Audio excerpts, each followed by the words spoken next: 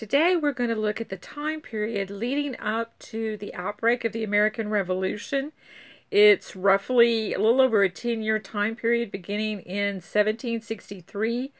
I refer to this as from empire to independence. And what has gone on is we've had the end of the French and Indian War. Peace treaty has been signed and negotiations have been going on with that. And while that's happening, you had an outbreak of what is referred to as Pontiac's Rebellion here in the colonies.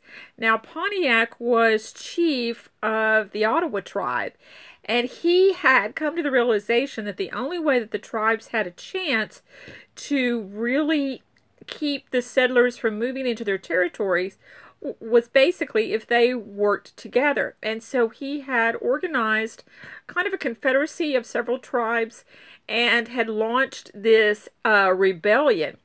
Now, in May of 1763, his effort to seize Fort Detroit was betrayed and failed, but the western tribes had joined his conspiracy and had reopened frontier warfare. And so within a few months, they ended up wiping out just about every British outpost in the Ohio region except for Detroit and Fort Pitt. So this rebellion is going to go on for a few years. Pontiac doesn't agree to a peace until 1766. Now, the British government, meanwhile, has gotten word of this and has decided that one way that they could possibly eliminate some of these issues would be by issuing a thing that they refer to as the Proclamation Line of 1763. Now, it is going to draw a line along the crest of the Appalachian Mountains, beyond which settlers were forbidden to go. Colonial governors were forbidden to authorize surveys or issue any type of land grants. And of course, that doesn't stop the people from going. This is kind of an invisible line in the sand at the crest of the mountains made by a government thousands of miles away who doesn't understand that many of the settlers who have come to these colonies came with the promise of new land and free land and land that's very inexpensive. And all they have to do is cross over the mountains and they can get to some of that. A proclamation is not going to keep them from making that trek. And so people are going to ignore it. This is an example of how the British government is losing touch with the colonies and how the colonists feel about things. You're beginning to have the development of what is going to become a new country. And very few people are realizing that at this point. Now, all of the colonial wars, and I didn't really lecture on them, but I provided you with notes on those. For the England, those wars have caused a lot of debt. Those were international, those were world wars, and then you had colonial wars. And the combination of everything has made England develop this enormous debt. And so the British people, the British citizens in England, have been paying taxes for quite some time. And so the British government decides, it's about time that the colonists did the same as well. And we're going to have to keep some troops stationed in the colonies. And so the colonists should start helping to pay for their upkeep. Now, the colonists feel like that's kind of crazy because the French have basically been eliminated from the area with the ending of the French and Indian War. So they really don't see the need for 10,000 troops. They also are upset because they really didn't have a say in these taxes. And they think that they should have a vote in it. Now, the English government looks at this as being just as crazy because the way they look at it, they have virtual representation.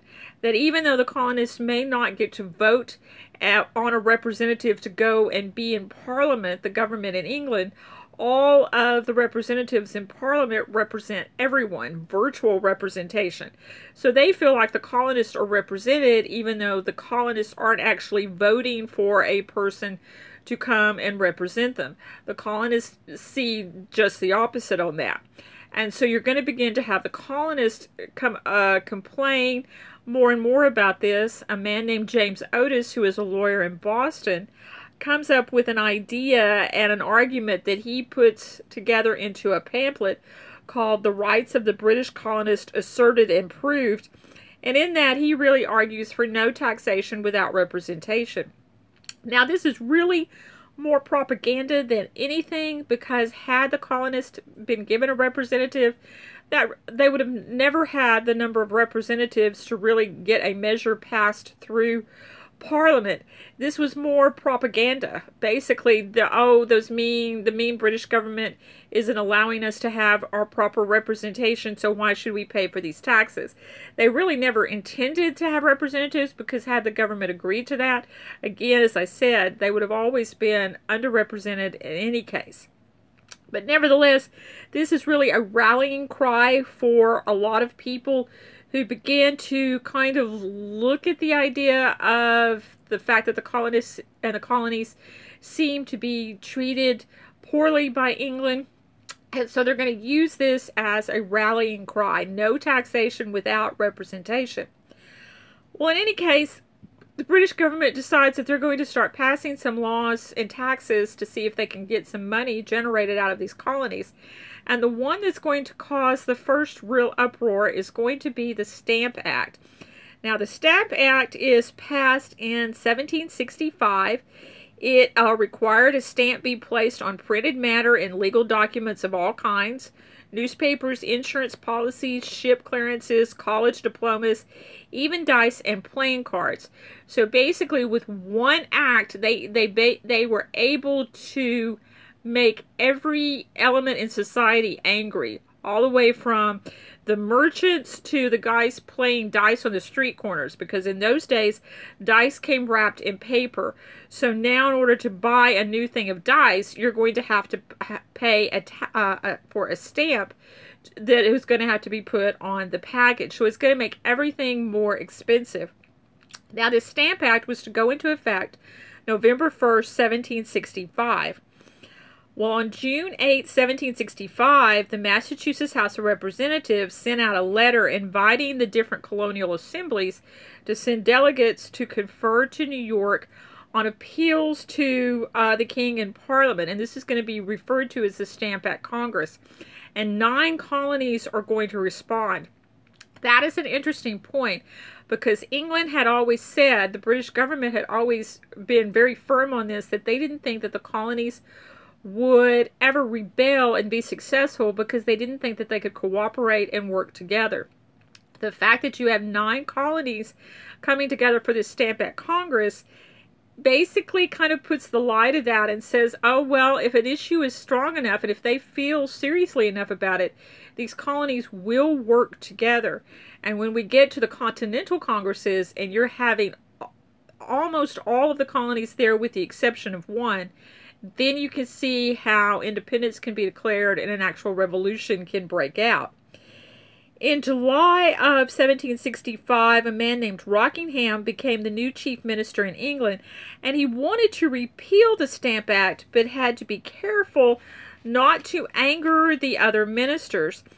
Well, meanwhile, in mid-August, kind of an effigy of Boston's stamp agent, a guy named Andrew Oliver, is strung up in Boston by a group of men who were referred to as the Sons of Liberty. Now, some people referred to them as a mob. Others said that these were guys who were already working towards independence.